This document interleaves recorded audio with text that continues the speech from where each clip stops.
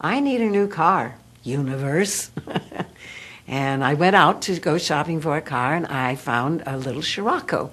I thought, oh, that's what I want. I want a cool little car like this. And so the phone rang, and my agent said, how would you like to do a movie? I said, great, that'll pay for the car that I want to buy. And he said, well, now there's just one other thing I have to tell you. He said, it's a horror film. And I said, oh, no. So the script came, and I read it, and I said, what a piece of... What monster could have done this? And I said, oh, nobody is ever going to see this. It will come and it will go, and I'll have my Scirocco. The real iconoclastic part of Friday the 13th was taking Mom and apple pie and standing it upside down and saying, you've never seen a mother like this. I didn't get up there and try to play a bad lady. In fact, I tried to play a good lady who'd gone a little wrong, but that was because she wanted to save more children. She didn't want them to die. Oh, I couldn't let them open this place again. This was the mother that I never had, the one who would protect you and go to any horrible lengths to do it. And you do. You want to do that. You want to all of a sudden get very kind of, I'm that bad lady. Ooh. And I was beginning to do that, and Sean would say, no, Betsy. He said, just play it straight. That's all. Kill her, Mommy. Kill her. Kill her, Mommy. Kill her. What we needed to do was create something that had an element of circus in it. But we had no idea how to do any of this stuff. I think Steve Miner said we should hook up with Tom Savini, who had worked with George Romero on Dawn of the Dead. He would be looking through my screenplay and be saying, well, I noticed you have a hatchet in the face on page 38 or whatever it was. And he turned to Sean and said, do you want a fake face and a real hatchet, or you want a fake hatchet and a real face? Savini just said, anything's possible.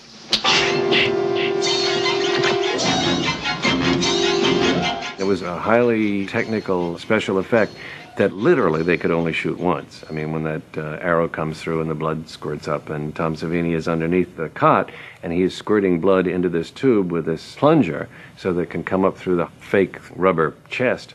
After the shot, Sean says, cut, and everybody applauds, and Tom Savini comes out from underneath the bed covered in blood, and it's sheep's blood, and it's going like this, and it's just awful.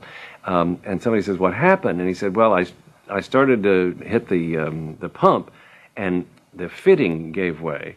So blood was going all over the place, so he had to literally blow on the pipe to make the blood come up through the arrow and then look like Kevin Bacon was squirting all over the place. If you're going to sit there and blow sheep's blood up through a tube in Kevin Bacon's alleged chest, you're giving a lot. And then, of course, you get the one shot with the hatchet in the face, which is, of course, the styrofoam hatchet glued onto the real face. And that was the other thing about it. You waited for the next one to happen. It's about the build-up to the tension. It's about the don't go in there. It's about, oh, don't go in there. Can I help you? One of the most memorable aspects is the music. It's iconographic now. It's that...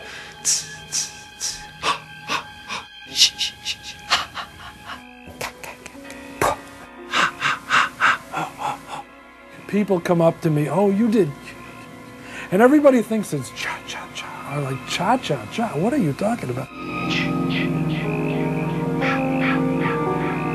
I got this idea from the picture. There's a close-up of Betsy Palmer's mouth. Get her, Mommy. Get her. Kill her. The mouth is going, kill her, Mommy. Kill her, Mommy. So I got the wacky idea to take kill her, Mommy, the first two letters of kill, K-I, and ma, M-A. And then there was a gizmo we had called an Echoplex, which we were using a lot in the film. Kill her, Mommy. Kill her. I went to the microphone, and I don't know why, but I just went, and it went, then I went,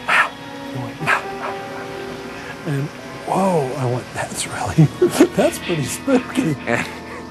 So I think it's obviously a success because everybody remembers it. It was really important that we rehearsed those scenes because We were really using pokers, and really using frying pans. They were not props. I mean, they were props, but they were real props. There was one moment when I was supposed to smack Adrienne, give her in the face. And on stage, of course, you do. And you're careful. You cup your hand and you get it along the jawbone so you don't break them, their jaw. And when we actually came to blows, I got a real smash across the face. Oh, Sean! She fell to the ground. I said, did I hurt you? She said, oh. He said, what is it? What is it? I said, we were just rehearsing the scene. And I said, you hit somebody when you're going to on stage. He said, no, Betsy. You don't hit anybody in the films. I remember after I had the fight on the beach, I lost my head. How in the world can we do this? Chop somebody's head off and make it look as if it actually happened. That night he made my mock-up of my head. Straws up my nose, all this gunk and goop going on my face. He was baking Betsy Palmer's head in the oven. It was so bizarre. You wind up building up her shoulders and put the false head on top of it. I know that Tommy Savini wielded the machete, but it's amazing how real that looks. Ooh. It was really disgusting. And we were at the last penultimate draft, and Sean said, Victor, we need a chair jumper for the end. And I said, okay, and I went back to my drawing board and borrowed from all of the best horror films I've ever seen. And so we have the dream sequence with Adrienne King floating around in that rowboat, and then the hand coming out of the water, and it's Jason. The ghost story is over, so you can turn on the lights. So Dawn comes up, and she's on this beautiful